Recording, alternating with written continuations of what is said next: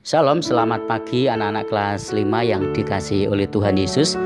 Sebelum masuk ke pembelajaran, yang perlu anak-anak persiapkan adalah alat tulis, ballpoint, buku tugas PAK, kemudian buku LKS. Anak-anak buka di dalam pembelajaran 9. Pada pagi hari ini kita akan masuk ke pembelajaran 9 semester 2, yaitu Roh Kudus Penolongku.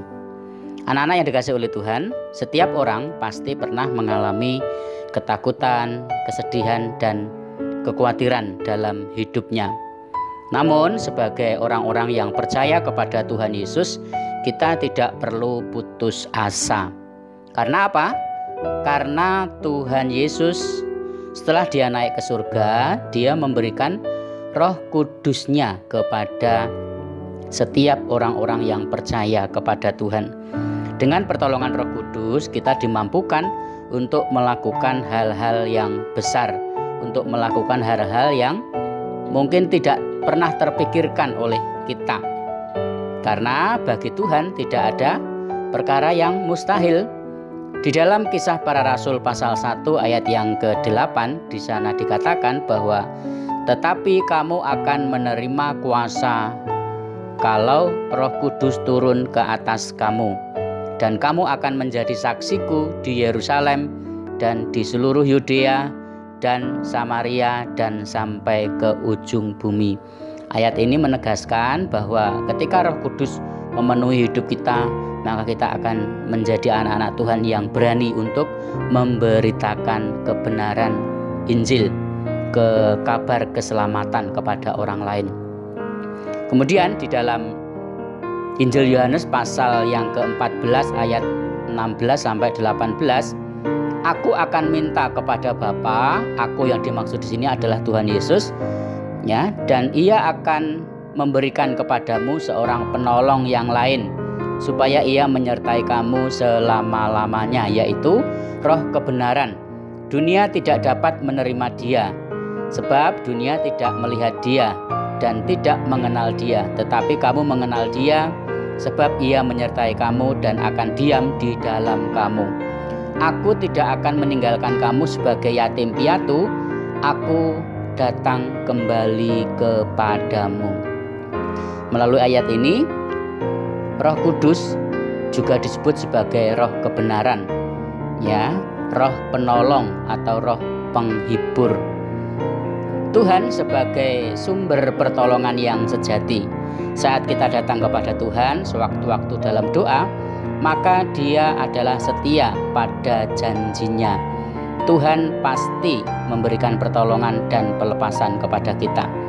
Roh Kudus pasti akan menolong, membimbing, dan menghibur kita.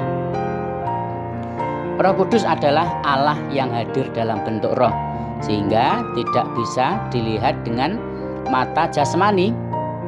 Namun dengan iman kita dapat merasakan kehadiran Roh Kudus dalam hidup kita.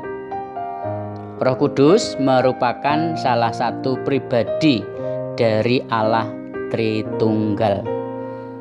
Di dalam iman Kristen kita mengenal Allah Tritunggal, yaitu yang pertama Allah Bapa, yaitu Allah yang menciptakan dan memelihara alam semesta atau dunia ini. Kemudian yang kedua adalah Allah Putra yang dikenal dengan Yesus Kristus, yaitu Allah yang hadir sebagai penyelamat manusia yang berdosa. Kemudian yang ketiga adalah Allah Roh Kudus, yaitu Allah yang hadir dalam hati manusia. Dia membimbing kita agar dapat memahami kebenaran dalam hidup ini dengan lebih baik. Kemudian di dalam Kisah Para Rasul pasal 16 ayat 4 sampai 12, di sana dikisahkan, ya, ketika Paulus dan Silas melakukan pelayanan di Yerusalem dan akan meneruskan ke Asia, Roh Kudus melarang mereka untuk pergi ke Asia. Mereka lalu ke Troas untuk beristirahat. Malam itu Rasul Paulus mendapat penglihatan. Ia melihat seorang di Makedonia yang membutuhkan pertolongan. Paulus pergi ke sana untuk memberitakan Injil. Kota pertama bagian Makedonia yang dituju oleh Paulus adalah kota Filipi. Anak-anak yang dikasihi oleh Tuhan, selain disebut roh penghibur, Roh Kudus juga disebut roh kebenaran yang akan memimpin manusia hidup dalam kebenaran. Kehadiran Roh Kudus dapat kita rasakan sekalipun kita tidak dapat melihatnya dengan mata jasmani. Contohnya, orang yang bersedih ketika Roh Kudus hadir di dalam hidupnya, maka dia akan menjadi orang yang bersukacita. Orang yang jahat, ketika Roh Kudus memenuhi hidupnya, maka dia disadarkan akan kejahatannya dan kembali kepada Tuhan atau bertobat.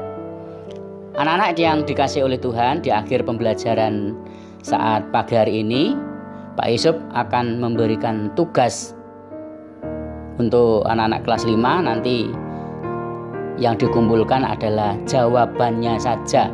Jadi anak-anak menulis jawabannya pada buku tulis PAK, kemudian nanti difoto dan dikirim ke nomornya Pak Yusuf. Ya, yang pertama adalah sebutkan 3 nama lain Roh Kudus. Sebutkan 3 nama lain Roh Kudus. Yang kedua, mengapa Paulus dan Silas tidak jadi pelayanan ke Asia? Mengapa Paulus dan Silas tidak jadi pelayanan ke Asia? Nomor 3, kota manakah dari Makedonia yang pertama kali dituju oleh Rasul Paulus? Kota manakah dari Makedonia yang pertama kali dituju oleh Rasul Paulus? 4. Siapakah Allah penyelamat manusia dalam Allah Tritunggal? Siapakah Allah penyelamat manusia dalam Allah Tritunggal? 5. Sebutkan 3 peran Roh Kudus dalam hidupmu. Ya, kalian pasti pernah merasakan peranan Roh Kudus. Roh Kudus hadir dalam hidupmu. Sebutkan 3 peran Roh Kudus dalam hidupmu. Terima kasih, Tuhan Yesus memberkati. Biarlah pembelajaran hari ini memberkati kita, memberkati anak-anak. Mari kita berdoa. Bapa, kami mengucap syukur kepadamu hari ini karena Tuhan Yesus sudah memberkati dan menyertai pembelajaran kami pagi hari ini. Kami bersyukur Tuhan Yesus tetap memberikan kesehatan, sukacita kepada kami. Roh Kudus-Mu menolong kami untuk kami dapat mengerti, memahami, terlebih melakukan kebenaran firman Tuhan dalam hidup kami setiap hari. Terima kasih Tuhan, kami mengakhiri pembelajaran hari ini. Di dalam nama Tuhan Yesus Kristus kami berdoa dan mengucap syukur. Haleluya. Amin.